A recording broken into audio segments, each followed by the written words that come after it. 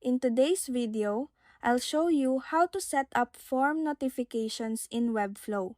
First, open your site in the Webflow Designer. Click the plus icon in the upper left corner, scroll down to the Form section, and drag the form block onto your canvas.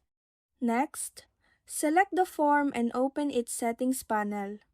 Under the Send To section, add your notification details, including the recipient email addresses, sender name, reply to address, subject line, and message body.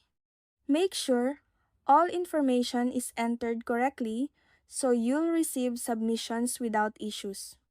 Click Apply to save your changes, then publish your site to ensure the form notifications work on the live version.